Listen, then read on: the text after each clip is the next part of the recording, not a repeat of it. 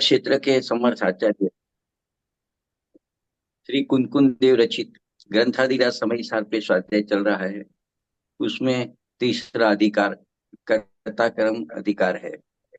यहाँ पे आत्मा कौन से कार्य का करता है और कौन से कार्य का करता नहीं है, ये बताना है। और फिर अकर्ता स्वभाव भी साथ में बताना है। तो यहाँ पे क्रम में आज 101 से 104 गाथा चलेगी, 4 गाथा चलेगी। 101 गाथा में बहुत छोटी छोटी गाथा है। 101 गाथा में एक ही बात नक्की करनी है कि ज्ञानी अपने ज्ञान भाव का कर्ता होता है, वो बताना है। उसके बाद में 102 नंबर की गाथा में ये बताएंगे, अज्ञानी की बात करेंगे। अज्ञानी अपने अज्ञान भाव का, यानी अज्ञान भाव से जो शुभाशुभ परिणाम होते हैं उसका कर्ता होता है। बाद में ये कह देंगे कि ज्ञानी की अज्ञानी दोनों परद्रव्य का कर्ता तो दोनों में से कोई भी नहीं। तो उसका कारण ये 103 नंबर की गाथा और 104 नंबर की गाथा में ये कारण बताते हुए सिद्ध किया है। 103 नंबर की गाथा में ये कहा कि कोई भी वस्तु अपने द्रव्य या गुण को अन्य वस्तु के द्रव्य या गुण में संक्रमित नहीं कर सकता। बस इतना बताए, सिद्धांत बताए। और 104 गाथा में कहा, जब एक द्रव्य के, एक वस्तु के द्रव्य गुण अन्य वस्तु के द्रव्य गुण रूप संक्रमित होती नहीं है तो उसको कैसे कर सकता है। मतलब ये सिद्ध करना है कि ज्ञानी होवे कि अज्ञानी होवे, वो परद्रव्य का कर्ता तो दोनों में से कोई नहीं है। इतना यहाँ पे बहुत युक्ति से, न्याय से, सिद्धांत से सब सिद्ध करेंगे। तो देखो थोड़ा पीछे जावे, 98 99 100 नंबर की गाथा चली थी, मतलब 100वीं गाथा में उसका निष्कर्ष ले लेवे। तो वहां पे ऐसा कहा था कि ये भगवान आत्मा घट को, पट को, रथ को या दूसरे जो कोई भी अन्य पदार्थ है उनको, या ये जो 5 इंद्रिया है उनको, या जो क्रोधादि द्रव्य कर्म है, ज्ञानावरणादि 8 कर्म है, उस द्रव्य कर्मों को, या जो शरीर आदि 9 कर्म है, उनका उपादान करता तो है ही नहीं, लेकिन निमित्त करता भी नहीं है।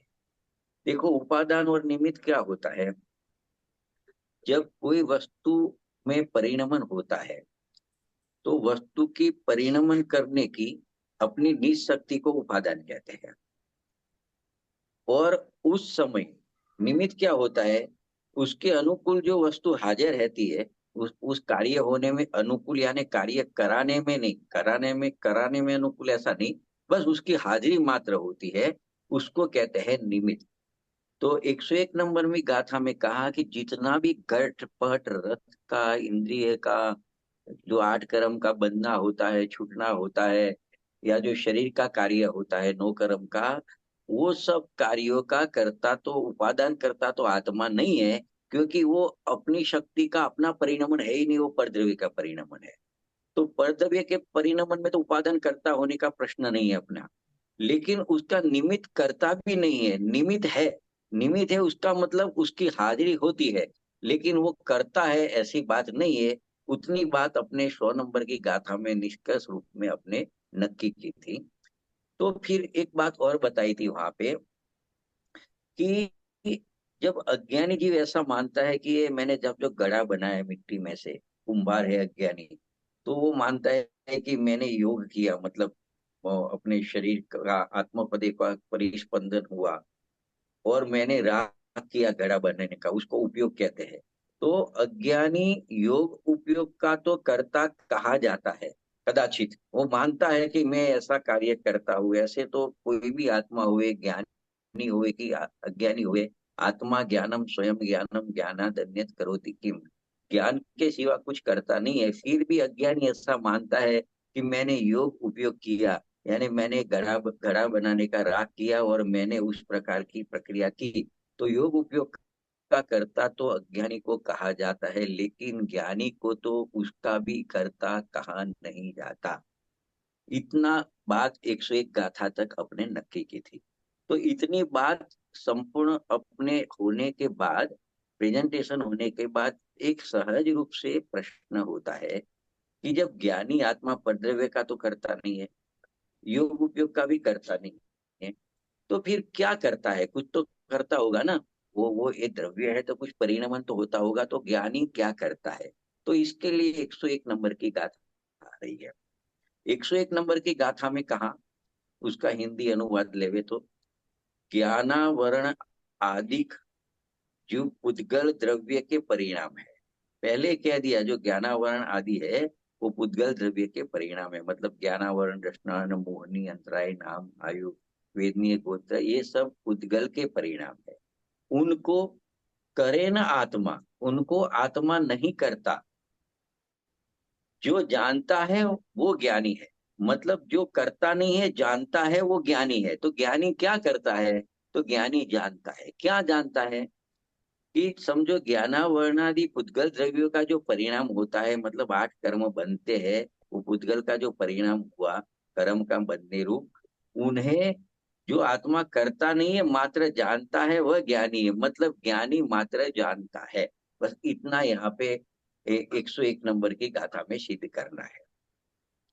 तो देखो, ज्ञानी की पहचान कराई है इस 101 नंबर की गाथा में। ऐसी की ऐसी, बिल्कुल ऐसी की ऐसी एक गाथा 75 नंबर की गाथा भी आ गई। उसमें भी कहा था, वहां भी ऐसा कहा था कि कर्म के परिणाम को, यानी ज्ञानावरणादि 8 कर्म के पुद्गल के परिणाम को, और 9 कर्म के परिणाम को, यानी शरीर आदि 9 कर्म के परिणाम को जो नहीं करता है मात्र जानता है वह ज्ञानी है। तो वहां कर्म भी लिया था, ज्ञानावरणादि 8 कर्म, और 9 कर्म भी लिया था। यहाँ पे फक्त ज्ञानावरणी कर्म लिया है। ज्ञानावरणी कर्म को जो नहीं करता है जानता है वो ज्ञानी है। तो देखो, दोनों गाथा में अंतर कुछ भी नहीं है, क्योंकि यहाँ खाली ज्ञानावरणी कर्म लिया, लेकिन प्रकरण के अनुसार उन सभी को ले लेना, मतलब वहां कर्म लिया साथ में 9 कर्म लिया तो 9 कर्म को भी ले लेना। उसकी चर्चा 98 नंबर की गाथा में 100 नंबर की गाथा तक हो गई थी कि क्या क्या लेना। तो वहां पे लिया था घट लेना, पट लेना, रथ आदि पर पदार्थ हुए, इंद्रिय है, क्रोधादि कर्म है, मतलब ज्ञानावरणी कर्म ऐसा नहीं, मोहनी कर्म भी लेने का, क्रोधादि कर्म भी, द्रव्य कर्म ले लेने का, शरीर आदि 9 कर्म भी लेने का। वो किसी उसमें से किसी को नहीं करता, मात्र जानता है। तो भले यहाँ गाथा में ज्ञानावरण से लिया है, लेकिन सब पुद्गल के परिणाम है, परद्रव्य के परिणाम है, वो ले लेने के कि उसको जो करता नहीं है मात्र जानता है वह ज्ञानी है। तो इस प्रकार से इस गाथा में भी भले ज्ञानावरण शब्द लिखा है मूल गाथा में, लेकिन द्रव्य कर्म, नो कर्म, सब कुछ उसमें आ जाएगा। तो देखो, यहाँ एक प्रश्न फिर भी थोड़ा अंदर रहेगा कि यहाँ तो खाली ज्ञानावरण की बात की है, ज्ञानावरण आदि कर्मों की बात की है, और आप क्रोधादि द्रव्य कर्म कहाँ से लाए? तो देखो, ज्ञानावरण कर्म जीव के ज्ञान गुण के साथ में संबंध रखता है, और क्रोधादि कर्म है वो मोहनी कर्म का एक भेद है। चारित्र मोहनी कर्म का वो आत्मा के चारित्र गुण के साथ में संबंध रखते हैं। तो ज्ञानावरणी कर्म की बात आप लिखी है गाथा में, और आप क्रोधादि द्रव्य कर्म, मोहनी कर्म सब ले रहे हैं, तो उसकी बात क्यों कर रहे हैं? तो देखो कि एक पिछले आगे जो गाथा आ गई उसमें क्रोधादि शब्द का प्रयोग किया था, और इस गाथा में ज्ञानावरण आदि शब्द का प्रयोग किया है। दोनों का भाव एक ही है, क्योंकि दोनों ही स्थानों पर द्रव्य कर्म को ही लेना है। जब क्रोधादि कर्म लिया तो भी द्रव्य कर्म लेना है, और ज्ञानावरण कर्म लिया तो भी द्रव्य कर्म ही लेना है। तो ज्ञानावरणी कर्म तो द्रव्य कर्म का एक भेद है 8 कर्म में से घाती कर्म का, और क्रोधादि पण 8 कर्म में, घाती कर्म में मोहनी कर्म का भेद है। तो द्रव्य कर्म ही लेने का है।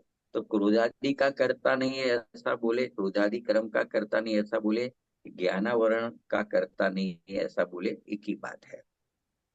क्योंकि देखो आगे इसकी, ये तो आत्मख्याति टीका है अमृत चंद्र आचार्य देव की समय सार में, एक जयसेन आचार्य देव की तात्पर्य वृत्ति टीका भी है। तो देखो, उनके आधार से बोले तो उन्होंने कहा कि ऐसे और आप 23 गाथा बना सकते हैं, ऐसा उन्होंने लिखा है। 23 गाथा बना लगे तो ये तो क्रोधादि पदार्थ लिखा हो, ज्ञानावरण लेना है। बाकी और भी आप 22 लगा सकते हो, 22 पर पदार्थ को ले सकते हो, उसमें समाहित करना करना चाहते हो तो कर सकते हो। तो यहाँ इतना ही बताना है कि जो कोई भी परद्रव्य का कार्य परद्रव्य में होता है, जो जीव उसका कर्ता नहीं बनता है, मात्र होते हुए कार्य को जानता रहता है, वह ज्ञानी है। तो ये गाथा में ये बताना है कि प्रश्न ये था कि तो फिर ज्ञानी क्या करता है, तो ज्ञानी मात्र जानता है, वो यहाँ पे सिद्ध किया है। तो देखो, अमृतचंद्र आचार्य देव ने नीचे समय सार ग्रंथ में आत्मख्याति टीका लिखी 1000 साल बाद, उसमें गोरस का उदाहरण दिया है और 3 बातें समझाइए ज्ञानी के लिए। कौन सी 3 बातें समझाइए दृष्टांत के माध्यम से? एक तो ज्ञानी पर का करता नहीं है, ये बात समझाइए। दूसरी बात ये समझाइए, ज्ञानी पर का ज्ञाता दृष्टा है, जो पर का कार्य होता है उसका ज्ञाता दृष्टा है, दूसरी बात है। और तीसरी बात उसके निष्कर्ष रूप ये निकलती है कि ज्ञानी ज्ञान का ही करता है। ये बात आत्मख्याति टीका में गोरस के दृष्टांत के माध्यम से समझाई है कि जिस प्रकार यहाँ पे है इस प्रकार वहां पे है। तो यहाँ पे क्या दृष्टांत में है कि देखो, जिस प्रकार गोरस के द्वारा व्याप्त होकर उत्पन्न होने वाले दूध दही गोरस के ही खट्टे मीठे परिणाम है। अभी क्या कहते हैं, ये तो गोरस में होता हुआ कार्य बताया, खट्टा मीठा दूध दही जो कुछ भी उसमें परिणमन होता है गोरस में बहुरस में, उसको बताया। अभी क्या बताते हैं, उन्हें तटस्थ भाव से जानने देखने वाला ज्ञाता दृष्टा पुरुष। मतलब यहाँ पे दूध में से दही बना, छाछ बना, कुछ भी बना और कोई सामने खड़ा है, तो वो उसका मात्र ज्ञाता दृष्टा। तो भाव से मात्र ज्ञाता दृष्टा है कल मोटा वो। भाई का छोकरा ना वो क्या बोलते हैं जने।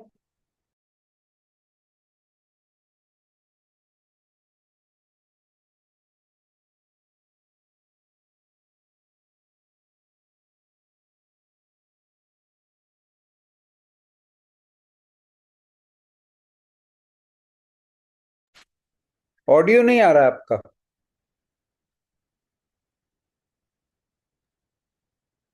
शुरुआत से नहीं आया। नहीं, अभी से नहीं आ रहा है। हाँ, तो कुछ अनम्यूट हो गया था।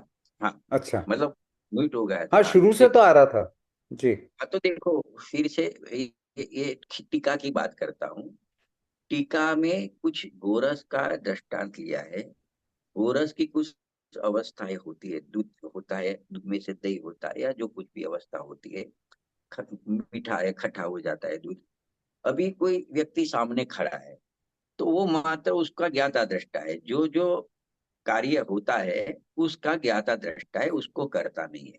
उसी प्रकार यहाँ समझाना है कि पुद्गल द्रव्य के द्वारा व्याप्त होकर उत्पन्न होने वाले ज्ञानावरणादि कर्म, मतलब पुद्गल के कारमान वगैरह रूप परमाणु है, वो ज्ञानावरण आदि कर्म रूप परिणमित होते हैं।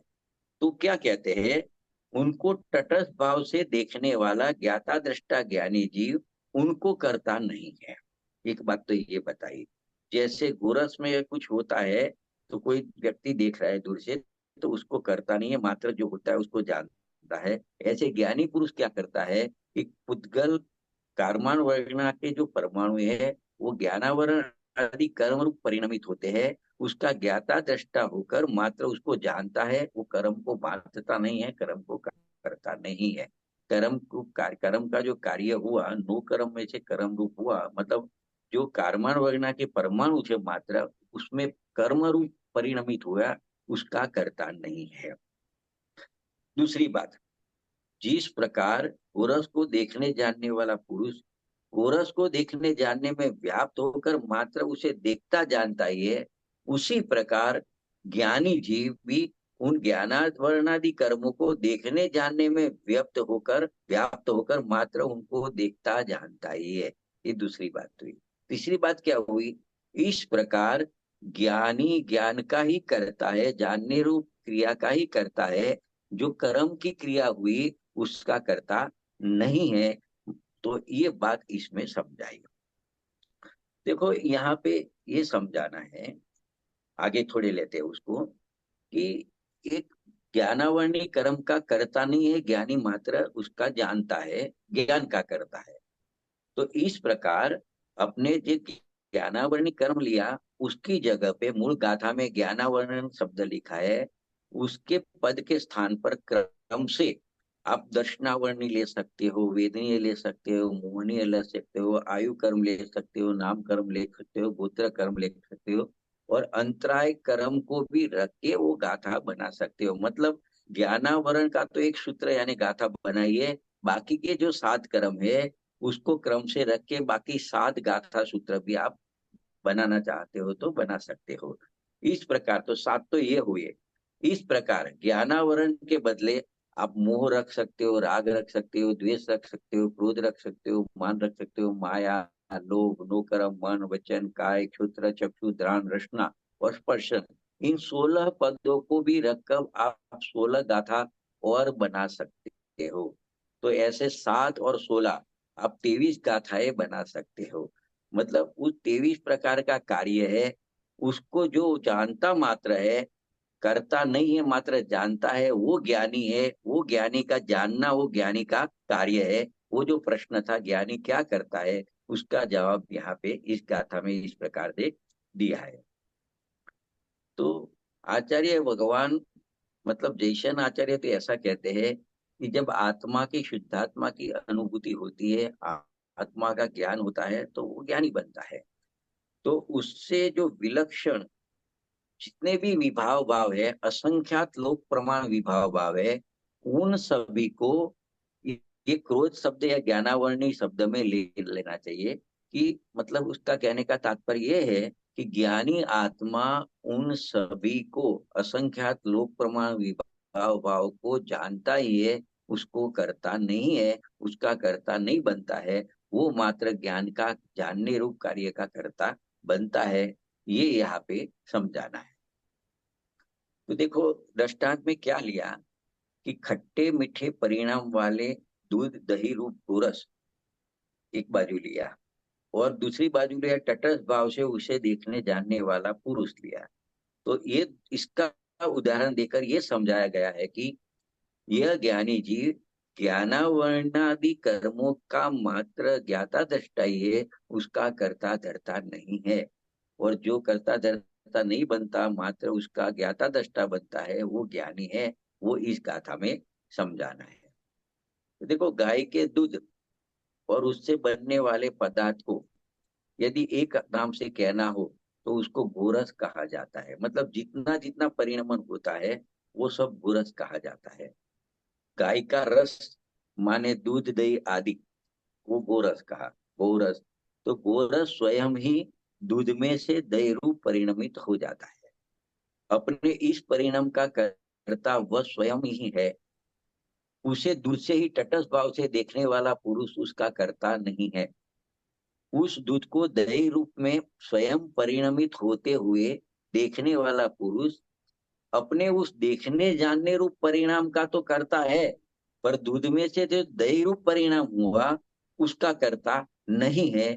ये इस गाथा में समझाना है, दृष्टांत में समझाना है। तो जैसे वहां पे दृष्टांत में समझा है, उसी प्रकार गाथा में समझाते हैं कि जो कारमान वर्गणाएं होती है, वो ज्ञानावरण आदि 8 कर्म रूप स्वयं ही परिणमित होती है।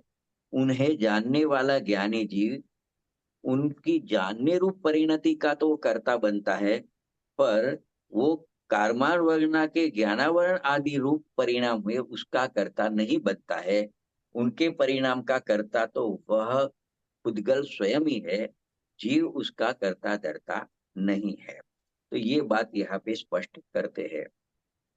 तो देखो आगे 32 और 33 नंबर की गाथा गई थी, 31 32 33 का जोड़ा था निश्चय स्तुति वाली। उसमें 32 और 33 नंबर की गाथा थी। उसकी टीका के अंत में भी यहाँ ये लिखा था कि इसी प्रकार अन्य सूत्र बनाकर उसकी व्याख्या करने का आदेश आचार्य देव ने दिया था। वहां तो मोह राग देश आदि 16 सूत्रों, मतलब 16 शब्दों की बात की थी और 16 गाथा बनाने की बात की थी। और यहाँ पे तो ज्ञानावरण आदि, मतलब ज्ञानावरण ज्ञानावरण तो ले लिए, उसके अलावा और 7, और ये 16। ऐसे 23 प्रकार की गाथाओं बनाने की बात यहाँ पे करते हैं। तो देखो ये कैसे बना सकते हैं, तो पहले बात की कि जहां गाथा में ज्ञानावरण शब्द लिखा है उसकी जगह पे क्रम से 23 में से एक एक शब्द लिखते जाओ, बाकी का कॉमन रहेगा कि उसको ये जीव करता नहीं है मात्र जानता है वो ज्ञानी है। ज्ञानावरण को करता नहीं है जानता है वो ज्ञानी है, दर्शनावरण को करता नहीं है जानता है वो ज्ञानी है, मोहनी को करता नहीं जानता है वो ज्ञानी है, राग को करता नहीं जानता है वो ज्ञानी है, द्वेष को करता नहीं जानता है वो ज्ञानी है। इस प्रकार से आप 23 गाथाएं और बना सकते हो। और उससे भी अधिक आप बनाना चाहो तो जितने भी आत्मा के अलावा जो कोई भी पदार्थ दिखते हैं, जो भी परिणमन दिखता है, उसको रख के आप और भी गाथाएं बना सकते हैं। आध्यात्मिक सदगुरु कांजी स्वामी ने प्रवचन रत्नाकर चौथे भाग में 8 कर्मों ऊपर घटित करके 8 गाथाएं बनाई है। आप अगर देखना चाहो तो उसमें देख सकते हो। मतलब निष्कर्ष रूप से 101 नंबर भी गाथा में 3 बात को सिद्ध किया। ज्ञानी के लिए क्या क्या सिद्ध किया कि ज्ञानावरण आदि परद्रव्य के कर्म को तटस्थ भाव से देखने वाला ज्ञानी पुरुष उनका कर्ता नहीं है, एक बात। दूसरी बात, मात्र उन सब कार्यों को जानता है। और तीसरी बात, इसीलिए ज्ञानी मात्र ज्ञान रूप कार्य का करता है। बस इतना 101 नंबर में गाथा में बताया कि ज्ञानी क्या करता है। तो ज्ञानी मात्र जानता है, पर द्रव्यों का करता नहीं है। वो 101 नंबर की गाथा में सिद्ध किया। अभी आगे 102 नंबर की गाथा है। तो देखो 101 नंबर की गाथा में कहा गया है कि ज्ञानी आत्मा पर भावों का करता नहीं है, पर उन्हें जानने रूप अपने परिणाम का कर्ता अवश्य है। तो एक प्रश्न उत्पन्न होता है कि ज्ञानी तो समझदार है, तो वो भले पर पदार्थ के परिणमन को न करे, पर अज्ञानी तो पर का कार्य कर सकता है ना, वो तो करता ही होगा। ऐसा प्रश्न होवे तो उसके उस प्रश्न के उत्तर में ये आगे आने वाली 102 नंबर की गाथा लिखी है। इसमें उसका उत्तर इस प्रकार दिया है कि गाथा पढ़ता हूं। निज कृत शुभाशुभ भाव का कर्ता कहा है आत्मा, वे भाव उसके कर्म है, वेदक है उनका आत्मा। क्या कहते हैं 102 नंबर की गाथा में? अभी अज्ञानी क्या करता है, वो परका ज्ञानी पर को नहीं करता, वो जानता रहता है क्योंकि वो तो समझदार है, उसको तो आत्मा का अनुभव है। लेकिन अज्ञानी तो पर का करता होता होगा ना। तो इस प्रश्न के उत्तर में कहा आत्मा मतलब अज्ञानी आत्मा की बात है, जिस शुभाशुभ भाव को करता है उस भाव का वह वास्तव में करता होता है, और वह भाव उसका कर्म होता है, तथा वह आत्मा उस भाव का भोक्ता भी होता है। शॉर्ट में बताया, यहाँ ज्ञानी अज्ञानी ऐसा भेद नहीं पा रहा है कि ज्ञानी जो शुभाशुभ भाव करता है तो उसका करता है, और शुभाशुभ भाव उसका कर्म होता है, और वो उसका शुभाशुभ भाव का भोक्ता भी होता है। तो देखो इसके इसको पंडित जयचंद जी साहब जो समय सार ग्रंथ में छपा हुआ है, भावार्थ लिखा हुआ है, उसमें इसको स्पष्ट कैसे करते हैं इस बात को कि देखो पुद्गल कर्म का जब उदय होता है तो पुद्गल कर्म के उदय को ज्ञानी मात्र जानता है। अर्थात ऐसा भी कह सकते हैं कि वो जानने रूप कार्य का ही कर्ता ज्ञानी बनता है। वो बात आगे आ गई, बराबर। और अज्ञानी की बात इसमें कैसे करते हैं, और उसी समय जब पुद्गल कर्म का उदय आता है तो अज्ञानी अज्ञान के कारण उस कर्म के उदय में जुड़ता है, और उसके निमित्त से होने वाले अज्ञान रूप अपने शुभाशुभ भावों का कर्ता होता है। ज्ञानी कर्म के उदय को देख के उसको जानता रहता है, वो उसमें जुड़ता नहीं है और शुभाशुभ भाव को अपना मान के परिणमन नहीं करता है। अज्ञानी अज्ञान भाव से वो उसमें जुड़ता है, उसको भी शुभाशुभ भाव होता है, उसका वो कर्ता बनता है।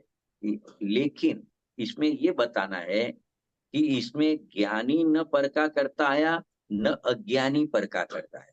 ज्ञानी मात्र ज्ञान रूप परिणमन का करता हुआ, और अज्ञानी अज्ञान भाव से उत्पन्न हुए शुभाशुभ भाव का करता हुआ। लेकिन परभाव का करता तो न ज्ञानी हुआ न अज्ञानी हुआ।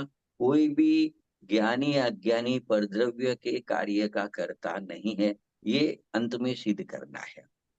तो देखो यहाँ पे अमृतचंद्र आचार्य देव ने 102 नंबर की गाथा किस प्रकार से बताई है। उन्होंने यही बात सिद्ध की है कि अज्ञानी जीव अज्ञान से होने वाले शुभाशुभ भावों का कर्ता भोक्ता बनता है, लेकिन पद्रव्य का कर्ता भोक्ता तो अज्ञानी भी नहीं बनता है। उस बात को अमृतचंद्र आचार्य देव समझाते हैं। तो देखो, यहाँ पहले आत्मा का स्वभाव बता दिया। ये अमृतचंद्र आचार्य देव की खासियत है, पहले स्वभाव को खड़ा कर देंगे, फिर बाकी की बात करेंगे। तो देखो, यद्यपि उन्होंने कहा, यद्यपि आत्मा अचलित, मतलब चलायमान नहीं हुए, बदले नहीं, ऐसा एक विज्ञान गण स्वभाव वाला ही है। मतलब आत्मा का स्वभाव है सदा ही विज्ञान गण ही रहता है, वैसा ही है और वैसा ही था, है और रहेगा। तथापि ऐसा होने पर भी क्या कहते हैं, जो आत्मा अनादिकालीन अज्ञान के कारण पर के और अपने एकत्व के अभ्यास से मंद और तीव्र स्वादयुक्त उद्गल कर्म के विपाक की दो दशाओं द्वारा, मतलब शुभ अशुभ दो दशाओं द्वारा अपने विज्ञानगण स्वाद को भेदता हुआ, मतलब अपने विज्ञानगण स्वभाव को भूलता हुआ अज्ञान रूप शुभ या अशुभ भाव को करता है। देखो, मूल तो स्वभाव विज्ञान कर, लेकिन क्या होता है, अनादि से पद्रव्य के साथ एकता करके बैठा है और उस टाइम उद्गल कर्म का उदय का निमित्त है। तो उनकी पर्याय में दो दशाओं का जन्म होता है अज्ञान से, शुभ और अशुभ। तो वो अपने स्वभाव को भूल के वो शुभ अशुभ भाव का वो कर्ता बनता है। वह अज्ञानी आत्मा उस समय उसी भाव के साथ तन्मयता के कारण उसका कर्ता शुभाशुभ भाव का कर्ता होता है, और वो शुभाशुभ भाव उसमें तन्मय होने के कारण उस अज्ञानी आत्मा का कर्म बनता है। और वही अज्ञानी आत्मा उस समय तन्मयता से उस आत्मा का भाव्य होने से उसका वो भाव अनुभाव्य होता है, मतलब भोग्य होता है। मतलब वो जीव, अज्ञानी जीव, उसको ही भोगता है।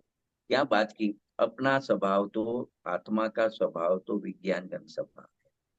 ज्ञानी तो कर्म का उदय होता है, उस टाइम अपने स्वभाव में रहता है, कर्म का उदय को मात्र जानने वाला बनता है। अज्ञानी अनादि से अपने विज्ञानगत स्वभाव को भूला हुआ है, पर का लग करता है, कर्म के उदय में जुड़ता है, तो उसके साथ में एकत्व करता है, तो उसमें से शुभ और अशुभ दो भाव का जन्म होता है। और वो शुभ अशुभ भाव के साथ वो आत्मा तन्मय हो जाता है, एक में हो जाता है, एकत्व करता है, तो वो उसका कर्ता बनता है और शुभ अशुभ भाव उसका कर्म बनता है। और उसके साथ तन्मय के कारण वो शुभ शुभ भाव का जो रस आता है उसका भोक्ता भी बनता है। तो इस प्रकार से अमृतचंद्र आचार्य देव ने 102 नंबर की गाथा बताई। मतलब इस प्रकार से अज्ञानी भी शुभाशुभ भाव का भले करता हो भोक्ता हो, इतना बताया, लेकिन पर भाव का कर्ता भोक्ता तो अज्ञानी भी नहीं है। ज्ञानी को तो पर भाव का कर्ता भोक्ता होने का प्रश्न भी नहीं है, लेकिन अज्ञानी अज्ञान भाव से शुभाशुभ रूप परिणमता है, उसके साथ एकत्व करता है, तो उसको उसका कर्ता तो कहा जा सकता है। लेकिन परद्रव्य का कर्ता तो अज्ञानी भी नहीं है, ज्ञानी भी नहीं है, अज्ञानी भी नहीं है। तो देखो, यहाँ टीका में क्या बताए, उसका थोड़ा सरल शब्दों में बतावे कि यह ज्ञानानंद स्वभावी आत्मा जब अज्ञान के कारण शुभाशुभ भाव में व्याप्त होता है, मतलब उसमें तल्लीन होता है कि मैं शुभ भाव का करता हूँ, शुभ भाव का करता हूँ, उसमें तन्मय होता है।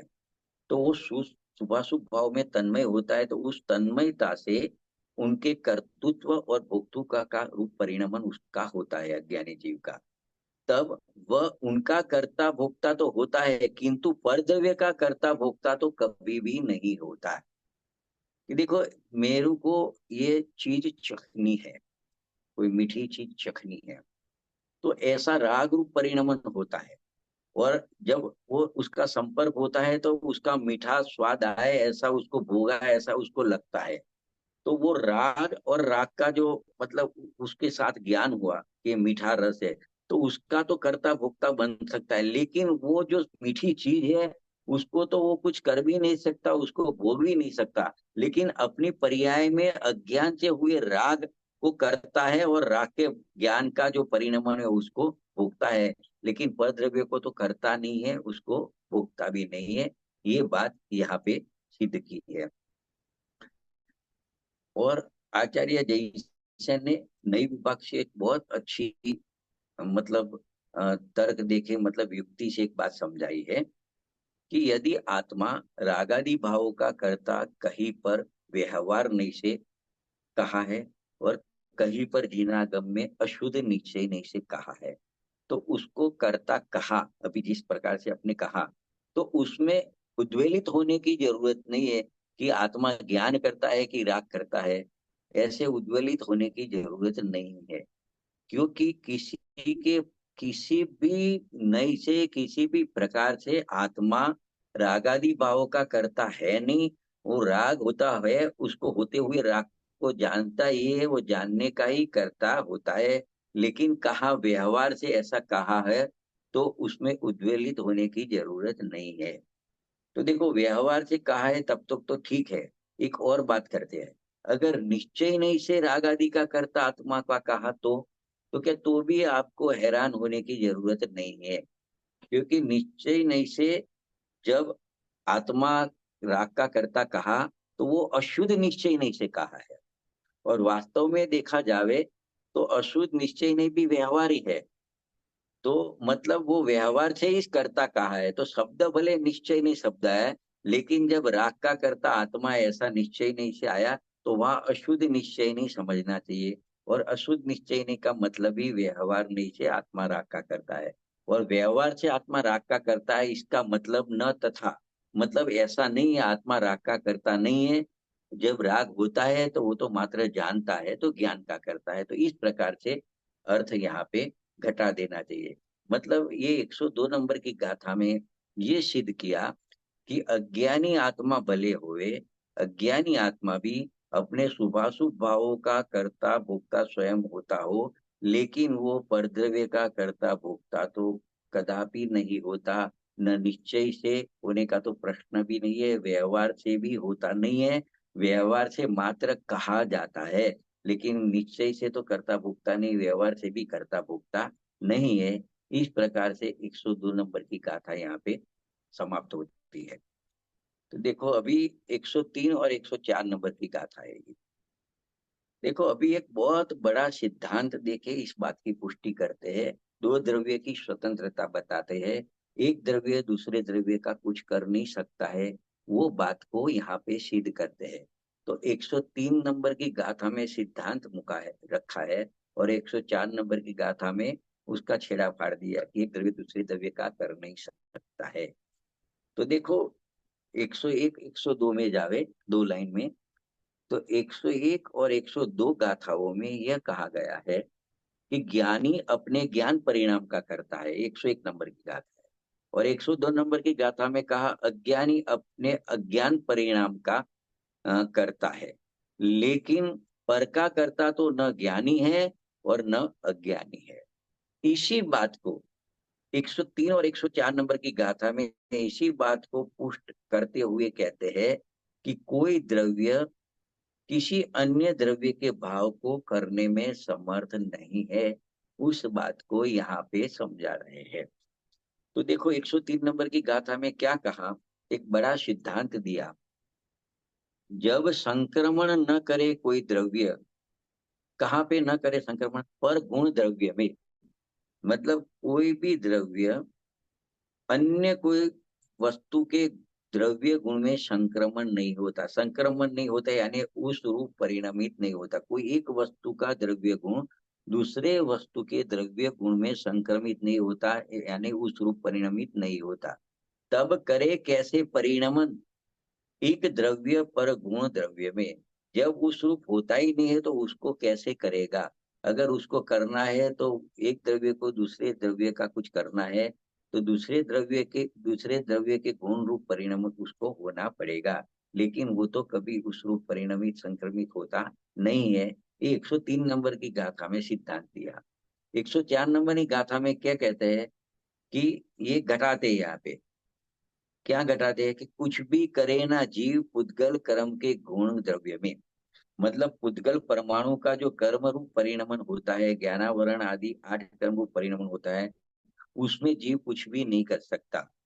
क्यों नहीं कर सकता? जब उभय का करता नहीं, मतलब वो पुद्गल के द्रव्य और गुण का, वो दोनों का वो करता नहीं, क्योंकि उस रूप जीव परिणमित होता नहीं। जीव ज्ञान रूप है, ज्ञान रूप परिणमित होता है और ज्ञान रूप ही रहता है, वो पुद्गल के रूप परिणमित होता नहीं है। इसके लिए पुद्गल परमाणु में से जो कर्म रूप रचना होती है, कार्य होता है, उसको जीव नहीं कर सकता है। तो 103 नंबर में सिद्धांत दिया, 104 नंबर में ये सिद्ध किया कि ज्ञानावरण आदि जो कर्म का रूप कार्य होता है पुद्गल में, उसको आत्मा नहीं कर सकता। ये बात 104 नंबर की गाथा में सिद्ध किया। देखो इसको कैसे समझेंगे? 103 नंबर में गाथा में कहते हैं, जो वस्तु जिस द्रव्य में और जिस गुण में वर्ती है, मतलब कोई भी वस्तु है उसका खुद का द्रव्य है और उसके खुद के गुण है। जैसे आत्मा नाम की वस्तु है तो वो चेतन द्रव्य है, ज्ञान उसका गुण है, उसमें ही रहती है। अनादि से अनंत काल अपने द्रव्य गुण में ही जीव नाम की वस्तु रहती है। वह अन्य द्रव्य में या अन्य गुण में संक्रमण को प्राप्त नहीं होती। मतलब जीव नाम की वस्तु अन्य द्रव्य यानी पुद्गल में, पुद्गल द्रव्य रूप के पुद्गल के गुण रूप परिणमी संक्रमित नहीं होती। तो फिर वो जीव पुद्गल को कैसे परिणमन करा सकती है? वो 103 नंबर की गाथा में कहा। अगर उसको पुद्गल में कुछ परिणमन करना हो तो जीव वस्तु को अपना द्रव्य, चेतन द्रव्य और ज्ञान गुण को छोड़ के संक्रमित होके उद्गल द्रव्य के स्पर्श रस गंध वन रूप होना पड़े, क्योंकि उसमें स्पर्श गुण की वजह से उद्गल परमाणु का कर्म रूप बंधन होता है, तो उसको उस रूप होना पड़े। लेकिन वो उस रूप कभी होती नहीं, तो उसको कैसे परिणमा सकती है? 104 नंबर की गाथा में ये बात को बताया कि आत्मा उद्गल कर्म के द्रव्य व गुण को नहीं करता, उन दोनों को न करता हुआ आत्मा उनका कर्ता कैसे हो सकता है? तो ये वो सिद्धांत को इस पे, इस कार्य में घटित किया। तो देखो अमृतचंद्र आचार्य ने ये दो गाथा में क्या कहा कि एक चैतन्य रूप वस्तु है जगत में, चेतन, और एक अचेतन वस्तु है, दो वस्तु है। तो अनादि से चेतन अपने द्रव्य गुण में रहता है और अचेतन जो जड़ वस्तु है अपने द्रव्य गुण में रहती है।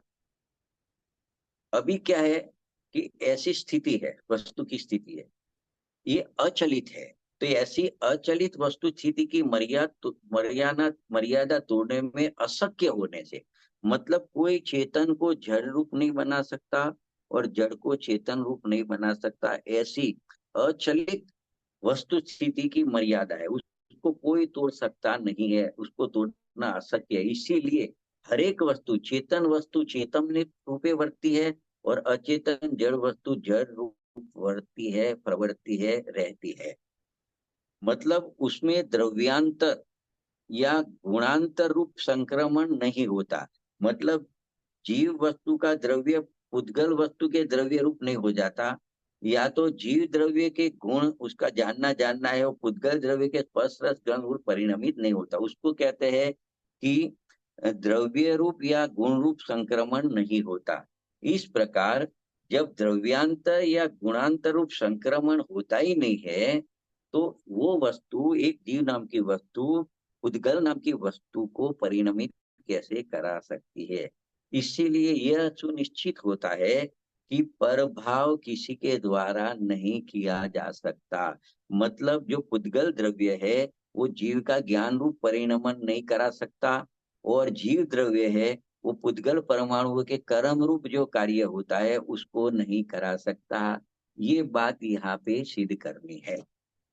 इसके लिए मिट्टी में गड़ा और ज्ञान में आत्मा कुंभार, उसके दृष्टांत के द्वारा ये बात समझानी है, जीव और पुद्गल के, जीव पुद्गल के परिणाम को नहीं कर सकता हो। तो देखो ये कैसे समझाते हैं कि जिस प्रकार मिट्टी में घड़ा हुआ, मिट्टी में से घड़ा बना, वो कार्य हुआ, तो वो मिट्टी रूप द्रव्य में और मिट्टी रूप के गुण में वो वस्तु निज रूप से ही वर्ती है। मतलब जब मिट्टी का ढक था तब भी मिट्टी थी, उसका पिंड बना तब भी मिट्टी रही, और घड़ा रूप आकार हुआ तब भी वो मिट्टी रूप ही रहा। अभी कुंभार ने क्या किया, तो कुम्हार अपने द्रव्य को या अपने गुणों को उसमें डालता या मिलाता नहीं है। वो जब मिट्टी का ढक था, उसमें से पिंड बना और घड़ा बना, तो अपने द्रव्य को, चेतनपने को या अपने जानने रूप गुण को यानी परिणमन को उसमें नहीं मिलाता। क्योंकि किसी वस्तु का द्रव्यांतर या गुणांतर रूप में संक्रमण होने का वस्तु स्थिति में ही निषेध है। मतलब जो चेतन द्रव्य है, चेतन वस्तु अनादि से चेतन द्रव्य होकर ज्ञान रूप परिणमन करती है, और जो जड़ वस्तु है वो जड़ द्रव्य रूप रह के, उद्गल रूप रह के वो स्पर्श रस गंध वर्ण रूप ही परिणमित करती है, एक दूसरे में संक्रमित नहीं होता। ऐसी वस्तु स्थिति अनादि से चल रही है। इस कारण अभी क्या कहते हैं कि जब द्रव्यांतर रूप में संक्रमण प्राप्त हुए बिना, मतलब चेतन जड़ में संक्रमित हुए बिना जड़ का कार्य कैसे कर सकेगा।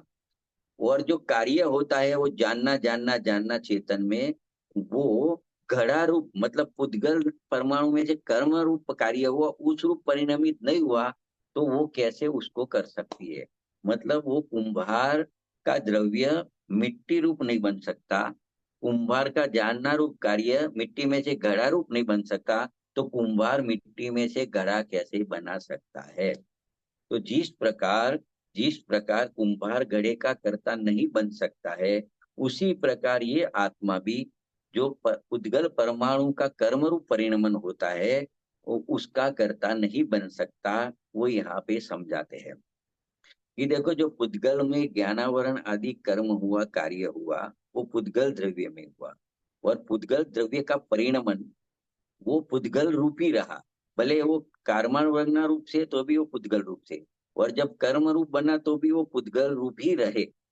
उसमें आत्मा चेतन द्रव्य अपने द्रव्य या अपने गुण को उसमें डालता या मिलाता नहीं है, क्योंकि किसी वस्तु का द्रव्यांतर या गुणांतर संक्रमण होना अशक्य है। तो ऐसे संक्रमण हुए बिना अन्य वस्तु को परिणमन कराना अशक्य होता है। इसके लिए वो परमार्थ से उस कार्य का कर्ता नहीं है। मतलब कार्माण वर्गणा का परमाणु कर्म रूप परिणमित हुआ, उसका कर्ता जीव नहीं है। ये बात यहाँ पे सिद्ध होती है। तो ये क्या सिद्ध हुआ कि वास्तव में आत्मा उद्गल कर्मों कार्य जो हुआ उसका अकर्ता है। ये सिद्ध हुआ कि आत्मा उद्गल कर्म का कर्ता नहीं है। ये सिद्ध करके अपना तो जानने देखने वाला है, ऐसा ज्ञाता दृष्टा स्वभाव दिखाना है। और जब अपने ज्ञाता दृष्टा स्वभाव पे दृष्टि जाती है, तो वो ज्ञाता दृष्टा रूप परिणमित होने लगता है, तो उसके राग विकार जो होते हैं वो विकार राग का उत्पन्न होना बंद हो जाता है, तो वितराग भाव का जन्म होता है। ये इसमें से निकालना है। ये बात सिद्ध करके ये बताना है कि जब आत्मा पुद्गल में कुछ कर नहीं सकता, पुद्गल का परिणमन तो होता है, हर एक द्रव्य में परिणमन तो दिखेगा, पूरी दुनिया में कहीं पे देखोगे तो वो परमाणु का परिणमन तो दिखेगा, लेकिन आत्मा उसका करता नहीं है। तो बात होएगी आत्मा क्या करता है, तो परिणमित होते हुए वस्तु का ज्ञाता दृष्टा मात्र है, साक्षी भाव मात्र है। तो साक्षी भाव रहने लगेगा तो वो सहज रूप से वितराग भाव रूपे रहेगा। क्योंकि जब करना नहीं है तो करने का राग, कराने का, पर वस्तु में फेरफार करने का राग ही उत्पन्न नहीं होएगा, तो वितराग भाव परिणमित होएगा, तो वो सुखी होएगा। इसका नाम जैन धर्म है। ये यहाँ पे बताना है। तो देखो, इसके लिए सिद्धांत बताए 103 नंबर की गाथा में। जैसे 3 नंबर की भी गाथा आई थी, एकत्व निश्चय गत समय सर्वत्र सुंदर लोकमा। हर एक वस्तु अपने गुण पर्याय को तो अड़ती है, स्पर्शती है, लेकिन अन्य द्रव्य के गुण पर्याय को अड़ती नहीं है, स्पर्शती नहीं है। इसीलिए सब जगत में सभी वस्तु सुंदर है। यहाँ पे यही कहते हैं कि अचलित वस्तु स्थिति बताई। अचलित वस्तु स्थिति यानी क्या, कि जो अनादि से जीव वस्तु है वो चेतन द्रव्य रूप रहती है, और उसका परिणमन देखे तो जानना जानना जानना जानना उसका परिणमन रहा है। वो अचलित वस्तु स्थिति है, मतलब वो अपना चेतन द्रव्य के छोड़ के जड़ पुद्गल द्रव्य नहीं बन सकता। और अपना जानना जानना परिणमन छोड़ के पुद्गल में जो परिणमन होता है, स्पर्श रस गंध वर्ण रूप जो दिखता है, उस रूप कभी संक्रमित नहीं होता। ऐसी अचलित वस्तु स्थिति है। ये 103 नंबर की गाथा में समझाना है। गुरुदेव श्री उसको कहते हैं कि परमाणु परमाणु की पर्याय में वर्तता है और आत्मा आत्मा की पर्याय में वर्तता है। आत्मा कर्मों को बांधे या आत्मा कर्म में विकार करावे, ऐसा वस्तु स्वरूप नहीं है। क्योंकि आत्मा आत्मा की पर्याय में वर्तता है और जड़ जड़ की पर्याय में वर्तता है। तो फिर ये बात रहती नहीं है कि कर्म के कारण जीव में विकार होता है, ये बात भी नहीं रही। ये बात असत्य है। क्योंकि जड़ कर्म परमाणु में वर्तते हैं, वो विकार रूप परिणाम हुआ जीव में, उसमें संक्रमित होते ही नहीं है। इसके लिए कर्म जीव में विकार करावे कि जीव विकार करके नए कर्म को बांधे, वो बात यहाँ पे तीन काल में बनती नहीं है। क्योंकि अचलित वस्तु स्थिति की ऐसी ही मर्यादा है कि चेतन चेतन द्रव्य रूप होकर जानने रूप परिणमित करता है, वो कभी जड़ पुद्गल के द्रव्य रूप या उसके स्पर्श गण रूप परिणमित नहीं होता है। तो ये देखो, ऐसी बात सुनकर कोई लोग बौखला जाते हैं कि ऐसे जीव कर्म नहीं मानता तो संसार में रखड़ता क्यों है। वो बात अलग ट्रैक है। वो एक निमित्त नैमित्तिक संबंध से पूरा संसार कैसे हुआ वो खड़ा करते हैं। यहाँ सिद्धांत की बात है। ये तो जैन शासन का मूल सिद्धांत है कि एक द्रव्य की पर्याय दूसरे द्रव्य तीन काल में नहीं कर सकता। कोई भी एक द्रव्य का में जो कार्य होता है तो दूसरा द्रव्य उसको तीन काल में कभी भी नहीं कर सकता। यह जिन शासन का अविचल सिद्धांत है। तो निष्कर्ष रूप से क्या निकला, 2 मिनट में खत्म करते हैं कि देखो, जगत में सभी वस्तुएं, जितनी भी वस्तुएं है, वो अपने द्रव्य गुण में वर्तती है। 103 104 का सारांश बोल रहे हैं 2 मिनट में। जगत में जितनी भी वस्तु है वो अपने अपने द्रव्य और गुण में ही वर्तते हैं। उसका द्रव्यांतर या गुणांतर रूप से संक्रमित नहीं होता। मतलब जीव द्रव्य मिट के वो पुद्गल नहीं होता और पुद्गल द्रव्य मिट के जीव नहीं होता। वो द्रव्यांतर नहीं होता। और गुणांतर में क्या होता है, जीव का जो जानना जानना जानना परिणमन है वो कभी पुद्गल के परिणमन रूप नहीं होता। और पुद्गल का जो स्पर्श गंध का परिणमन है वो कभी जानने रूप परिणमित नहीं होता। उसको कहते हैं गुणांतर रूप से संक्रमित नहीं होती। मतलब क्या हुआ, इसमें एक द्रव्य दूसरे द्रव्य में कभी प्रवेश नहीं पाता है तथा एक पर्याय दूसरे पर्याय रूप होवे ऐसा कभी नहीं होता है। क्योंकि जीव की पर्याय का संक्रमण होकर शरीर की अवस्था रूप हो जावे, ऐसा तीन काल में संभव नहीं होता है। प्रत्येक वस्तु की वर्तमान पर्याय संक्रमण करके परद्रव्य रूप हो जावे, परद्रव्य का कुछ कार्य करे, ऐसा कभी होता नहीं है। तो ये मिट्टी के उदाहरण से भी अपने को समझाया। तो जैसे मिट्टी का परिणमन गड़ा रूप हुआ, तो आत्मा जो कुम्हार है वो मिट्टी रूप भी नहीं हुआ और मिट्टी के परिणमन रूप भी नहीं हुआ। इसके लिए वो कुम्हार ने मिट्टी में से वो घड़ा बनाने का कार्य नहीं किया है। इसी प्रकार जब कर्मावरणा कर्म रूप परिणमित हुई, ज्ञानावरणा याद तुम नए बंदे तो कर्म रूप परिणमन हुआ, तो ये आत्मा न तो अपना चेतन द्रव्य छोड़ के जड़ पुद्गल परमाणु बना है, न तो उसका जानना जानना परिणमन छोड़ के वो कर्म के बंधने रूप अवस्था को प्राप्त हुआ। इसीलिए कर्म का बंधना हुआ, उसका कर्ता जीव नहीं है, तीन काल में कर ही नहीं सकता, ऐसा यहाँ पे बताता है। ऐसा कोई वितराग का अलौकिक मार्ग है कि जड़ और चेतन सदैव प्रगट भिन्न भिन्न स्वभाव वाले हैं। जड़ की पर्याय जड़ से होती है। दूसरा कोई भी द्रव्य अपने द्रव्य गुण को छोड़ के उसमें जाते नहीं है, उसमें मिलते नहीं है। इसीलिए कोई भी आत्मा जड़ का कोई भी कार्य कर सकता नहीं है, ये सिद्ध होता है। और एकदम स्थूल बात से देखे तो मैं खाता हूँ, मैं पीता हूँ, मैं बोलता हूँ, मैं अपने शरीर को हिला सकता हूँ इत्यादि अनेक प्रकार से परद्रव्य की क्रिया में कर सकता हूँ, ऐसा कोई माने वो उसका मिथ्या सिद्धांत है। और वो मिथ्या सिद्धांत का फल चार गति का परिभ्रमण करना है। इस प्रकार से ये चार गाथाओं में या जो आगे से चल रहा है विषय अपने 98 नंबर से जो विषय चल रहा है यहाँ तक आए 104 गाथा तक, उसमें यह स्पष्ट किया कि जब एक द्रव्य दूसरे द्रव्य में संक्रमित ही नहीं होता तो उसमें कुछ कर भी नहीं सकता है।